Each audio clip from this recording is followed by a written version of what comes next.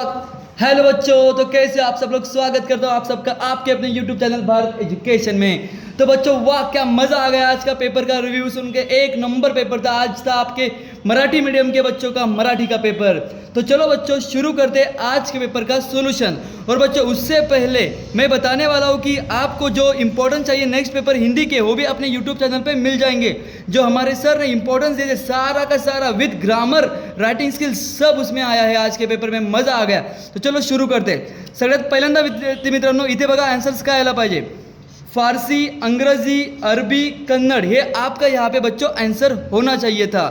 त्याच्यानंतर पुढे चला विद्यार्थी मित्रांनो शब्दांची बघा इथे काय शब्द आहे। त्याच्यानंतर भाषा, अशा प्रकारे तुमचं इथे उत्तर यायला पाहिजे। त्याच्यानंतर पुढे कारण विचारलेलं आहे विद्यार्थी मित्रांनो, तर याचं कारण बघा मी इथे टिक करून दिलेलं आहे तुम्हाला, हे तुमचं उत्तर असायला पाहिजे। अशा प्रकारे मी अपेक्षा ठेवतो की तुम्ही सुद्धा हेच उत्तर लिहिलेलं असणार आहे। त्याच्यानंतर विद्यार्थी मित्रांनो पुढे गेल्यावरती चूक बरोबर लिहायचं आहे। बरोबर इथे तुमचं पहिल्याचं उत्तर चूक चूक, नंतर बरोबर बरोबर अशा प्रकारे यायला पाहिजे होती। नंतर विद्यार्थी मित्रांनो कृती करा तुम्हाला असं सांगितलेलं आहे। ठीक आहे, या कृती करामध्ये स्वाभिमान आत्मविश्वास वाढतो अशा प्रकारे उत्तर लिहा। यश मिळू लागते असं उत्तर यायला पाहिजे।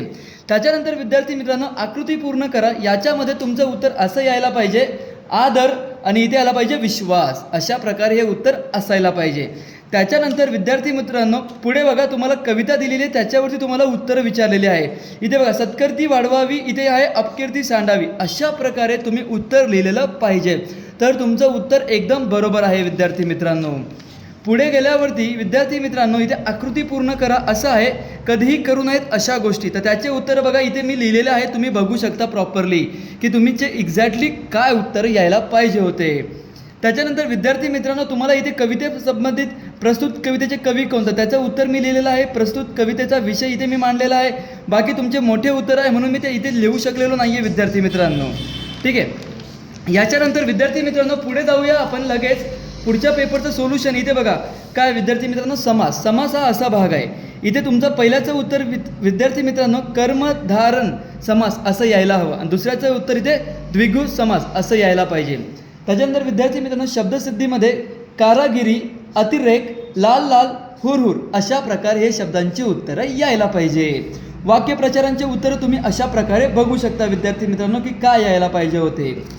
त्याच्यानंतर पुढे जाऊया विद्यार्थी मित्रांनो बघा समानार्थी घर, गृह, नदी, सरिता, विरुद्धार्थी रात्रचं, दिवस, हजर, गैरहजर, पुस्तक, पुस्तके, झाड, झाडे, झाड अशा प्रकारे उत्तर यायला पाहिजे। त्याच्यानंतर खाली दोन शब्द बनवायचे आहेत, मान आणि दान, एकदम छान आणि सोपे उत्तरं बनवलेली आहेत। तुम्ही इथे बघू शकता विद्यार्थी मित्रांनो कोणते एकदम अचूक शब्द आम्ही निवडलेली आहे, तर तुम्ही पण हीच निवडलेली असावीत। चला विद्यार्थी मित्रांनो पुढे जाऊया। याचं आहे प्रश्नचिन्ह, याचं आहे उद्गार चिन्ह।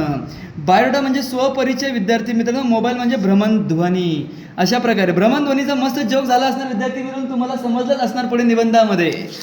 चला विद्यार्थी मित्रांनो इथे होतं तुमचं पूर्ण रायटिंग स्किल, याची अपेक्षा करतो की तुम्ही सगळ्यांची उत्तरं प्रॉपरली लिहिली असणार आहे। बघा मोबाईलचं उत्तर आहे भ्रमणध्वनी, तुम्ही तेच तिथे लिहायला पाहिजे होतं।